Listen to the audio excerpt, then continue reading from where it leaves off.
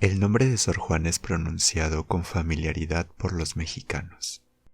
Algunos de sus versos, las redondillas imprecatorias a la necedad masculina, por ejemplo, han pasado a engrosar el archivo de las sentencias populares y el repertorio de los más ínfimos aficionados a la recitación.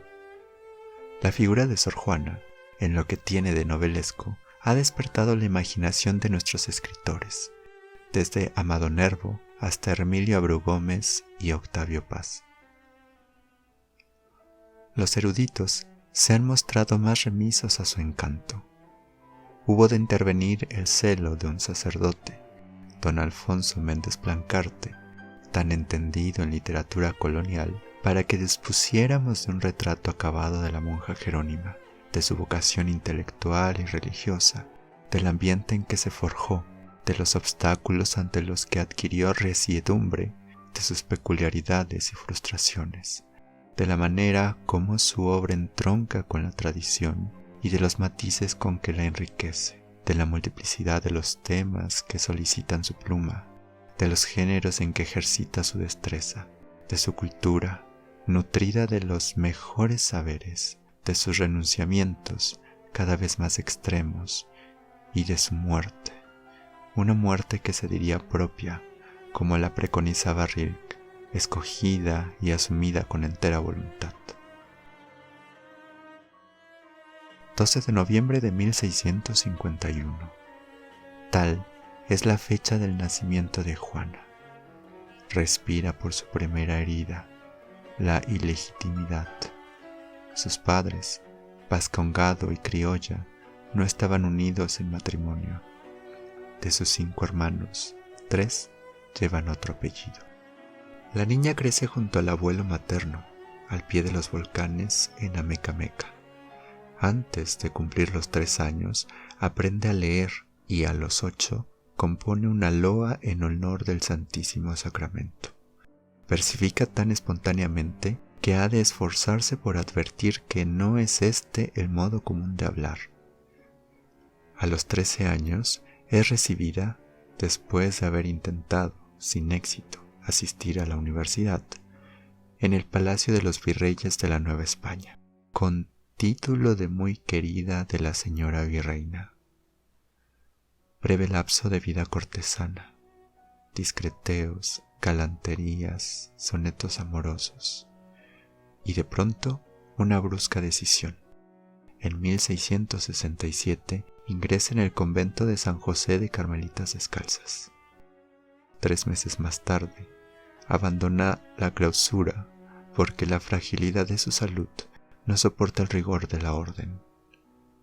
Otra vez el mundo, fiestas, halagos, exámenes públicos de su saber, triunfos, aplausos, fama. Pero los consejos de su confesor mellan su ánimo y, por fin, entróse religiosa, pues aunque conocía que tenía el Estado cosas de las accesorias, no de las formales, repugnantes a su genio, con todo, para la total negación que tenía al matrimonio, era lo menos desproporcionado y lo más decente que podía elegir.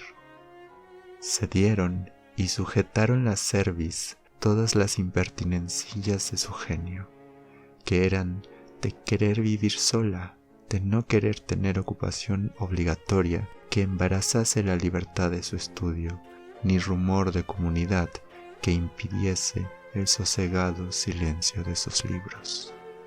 Decepciones profundas, amores imposibles, presión de las autoridades, mejor digamos cálculo hecho entre la espada y la pared. En el convento, la monja escribe poemas, villancicos, autos sacramentales, comedias. Lo profano y lo sagrado se mezclan en sus letras y poco a poco se va aproximando la multitud de su pueblo para pedir prestada esa garganta sin dueño que ha de darle voz.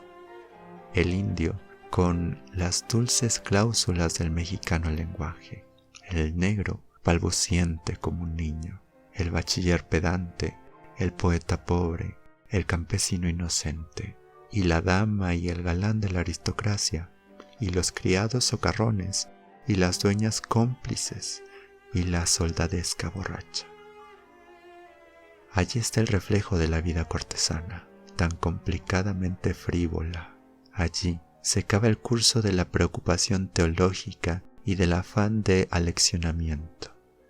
Allí se hace la reverencia obsequiosa. Todo la reclama y a todo vuelve su mirada lúcida, su corazón abierto de par en par. Lee, incansable y ávida. ¿Le arrebatan los libros? Observa, estudia en los hechos. De las diversiones infantiles, de la práctica culinaria, de tus leyes científicas. Sueña y consume sus espíritus en el sueño y en la vigilia. Escucha, critica, reflexiona, se burla. Ningún objeto escapa a la universalidad de su atención. Ese libre tuteo con el mundo, ese interés solícito por las criaturas, esa curiosidad por las cosas, esa cortesía, esa amistad, ese amor por las personas, no son actitudes de lo que entonces se entiende como vida religiosa. Vienen las amonestaciones, los reproches de sus superiores jerárquicos. Juana se defiende, argumenta, pero los reproches adquieren un tono de amenaza. Cede, no sabemos si convencida o desfalleciente, y abandona los estudios humanos. Reparte los libros de su biblioteca y los aparatos que ayudaban sus meditaciones. Un año después, y a los 44 de su edad, muere.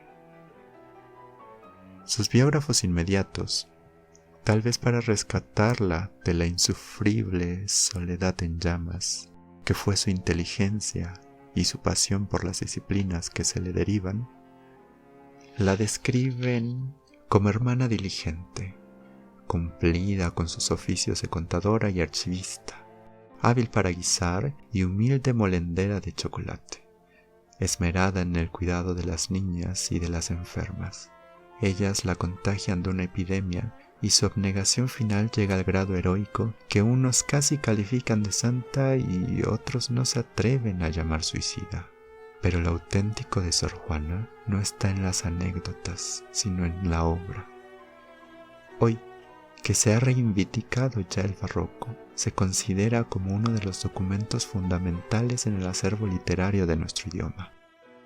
Día a día se aprecia mejor y se le encuentran una actualidad y un vigor que solo son atribuibles a sus creaciones geniales.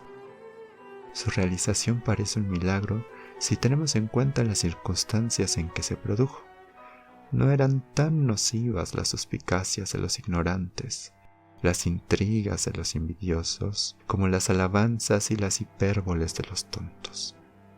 ¿De quiénes, sino de ambos, se queja Sor Juana cuando dice que cabeza que es erario de sabiduría no espere otra corona que la de espinas? Mas no culpemos demasiado a sus contemporáneos. Carecían de un punto de referencia para medirla. No disponían de ningún título bajo el cual colocarla. Sus actos, por originales, tenían que producir el malestar de la sorpresa, de lo que no cabe dentro de lo establecido. Incluso los que desearon ayudarla no atinaron a hacerlo. Su peor enemigo, sin embargo, es ella misma. Su índole reflexiva es su talón de Aquiles. Se toma como objeto de meditación. Se pone entre paréntesis para dilucidar si lo que constituye su personalidad es verdaderamente valioso. No se acepta con una complacencia fácil, ni menos pretende imponerse a los otros. Su juicio es insobornable, y el ideal de perfección con el que se compara es muy alto. Resulta entonces que los defectos son inconmensurablemente superiores a las cualidades y que no tienen remisión.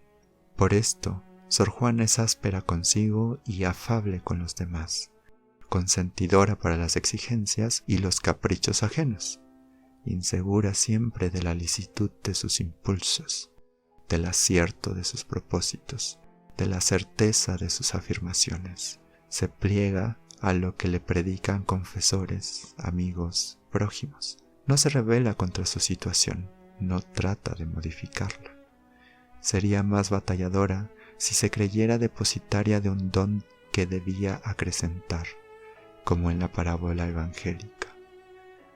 ¿Pero ha recibido un don? ¿No es todo un desvarío de su orgullo? ¿No se está dejando engañar por los halagos, por las alabanzas mentirosas? Y aunque así no fuese, y Dios la hubiera señalado con un destino, ¿vale la pena cumplirlo? Sí parece un sueño el conocimiento, un sueño de hambre de conocimiento. Las elaboraciones mentales, los silogismos, las ideas desenvolviéndose en espiral barroca. La inteligencia es una sonámbula que camina en un laberinto de espejos, entre sombras. Ella es una sombra más y ecos. No puede ser su propia fiadora. Tampoco iba a recurrir Sor Juana a su corazón, tan efusivo y vulnerable, ni la fortalecía su mano abierta, diferente del puño cerrado de los que custodian una gran semilla. A Sor Juana solo la salvaría su instinto. Las potencias son dóciles, se rinden a la duda, acatan las conveniencias, pero el instinto no entiende nada, simplemente está allí y renace con más ímpetu cada vez que quieren aplastarlo. No se le imputa ni responsabilidad, ni mérito, ni culpa. Es motor de las acciones y Sor Juana lo sabe cuando dice: obro necesariamente. ¿Qué desproporción entre los actos de esta mujer y su condición de tal? Se entabla entonces la lucha entre la cabeza y el sexo. Este último es negado. ¿Puede realizarse la negación sin un desgarramiento irreparable? Juana lo hace con una asepsia absoluta. No salpica ni su blancura, ni una gota de sangre, ni una lágrima. Define su cuerpo como neutro y se atreve a experimentar afectos que serían equívocos si ella no se situara tan por encima de su carne. Lo cual no implica menosprecio de la feminidad. ¿Por qué ha de existir contradicción entre su esencia común y sus aptitudes especiales? Por lo demás, su caso no es el único. Revuelve libros para hallar linaje, cita historias de mujeres notables de la gentilidad y de la Biblia, y corona sus enumeraciones con la figura de María, suma de toda ciencia. No basta. Revisa los textos sagrados que prohíben a la mujer estudiar y opinar y sostiene que su interpretación ha sido errónea y que muy distinta sería la sociedad si la mujer fuera tan bien enseñada como el hombre. Su audacia causó escándalo y levantó en contra suya la opinión.